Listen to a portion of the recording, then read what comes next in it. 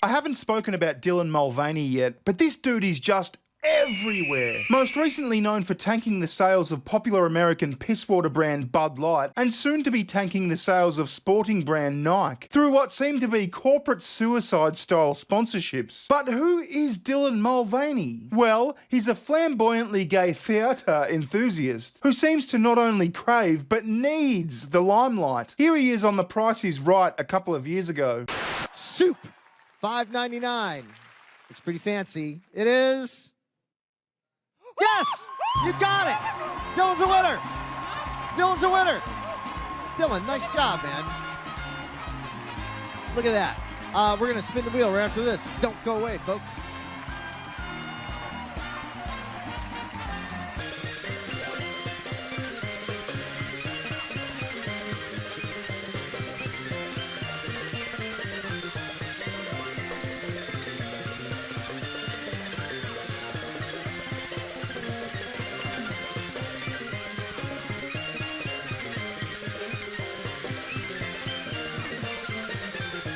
Now, we will talk about Dylan's most recent escapades in just a moment. But first, it is in fact Raid Shadow Legends. So everyone loves a good birthday party, and right now, Raid Shadow Legends is celebrating their 4th anniversary. Just look at these happy memories of hours of entertaining gameplay, from the first summon to the first boss fight, winning your first fight in the PvP arena. Look at this handsome stud. To knocking back a few cold ones at the local tavern. Good times, good times. With millions of players already looking back on their own great memories of playing Raid, why not join now and start your own great memories too? There's over 700 champions with unique traits from different factions. I mean, look at the quality of these amazing graphics. There's just about endless ways to build and customize them. And what I really love about this game is they update frequently. So unlike other games where you invest all this time and then just lose interest, Raid keeps things fresh and interesting with new content every single month. Some of the newest content includes updates to the live player versus player arena. I'm talking new artifact sets, fragments for a legendary Void champion, and special live arena crests that unlock powerful new bonuses at the Great Hall. There's even more new champions, Season 8 of the Forge Pass, and Easter themed events. So if you still haven't tried the game out yet, what are you waiting for? It's free to play, so join the millions of people who are already loving the game, and click the link in the description or scan the QR code on the screen to get bonuses like Epic Champ Callan the Shrike, as well as heaps of energy refills, magic potions, and XP brews. I'll see you in the game, ladies and gentlemen. Get on it now by clicking the link in the description or scanning the QR code on your screen.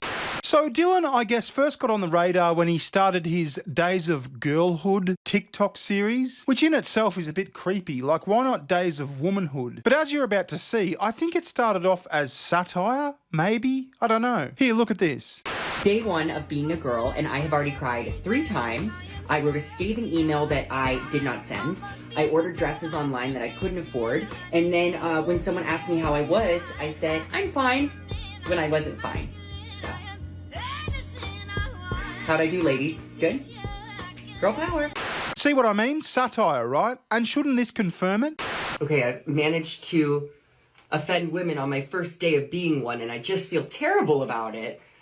Some gals saw my video yesterday as perpetuating the stereotype, which it was, and it was satirical, but it was mostly for a way to me to be like, how do I connect with women? I need to figure out a way to, connect with them.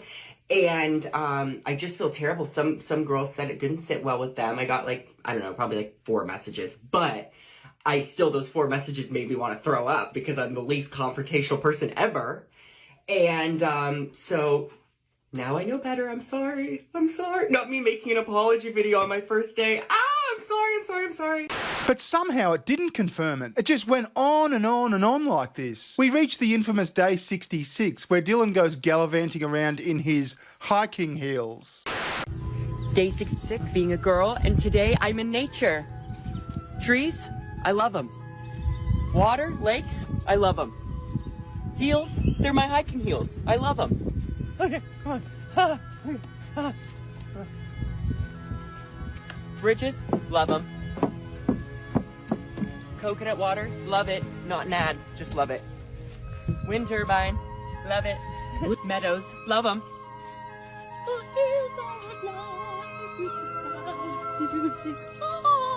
I'm scared of getting Lyme disease.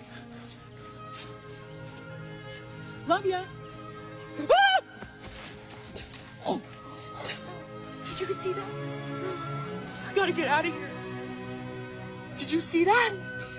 There's a dragonfly. Oh my god. Never again. Get me out of here. Love ya.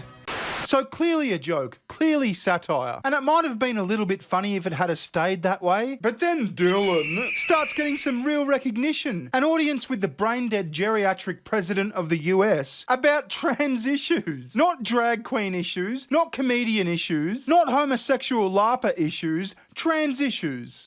I'm using my platform to stand up for my community and for any of the little Dylans that deserve a clear path to their true identity. Mr. President, this is my 221st day of publicly transitioning. God love you. Thank you. I am extremely privileged to live in a state that allows me access to the resources I need. I just think it's wrong. It feels like Republicans have turned trans and non-binary people into this thing to blame society's downfall on in some ways. And this narrative is not only dangerous to our mental health, but also our physical safety. I'm not being facetious when I say this, being seen with people like you. People just don't know enough to know. It's outrageous, and I think it's immoral.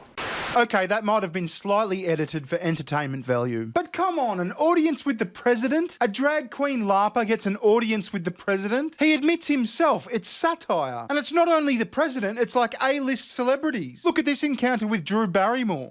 I look at someone like you, and I can't imagine anybody disliking you. Oh, please. Do you want to know, ironically, who dislikes me the most sometimes? Who? Myself. Oh, me too. Oh. But I guess, you've asked me now,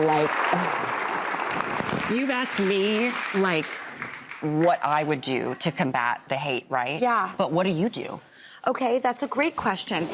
I used to like Drew Barrymore a lot more in her younger, hotter days. Like, remember E.T.? Kidding! But seriously, since all this press attention, Dylan Mulvaney has been sponsored by some major companies and is bringing home the bank. I'm talking the Plaza Hotel, Tampax for fuck's sake, Bud Light, and we all know how that went, and in the latest major corporate fuck-up, Nike Women.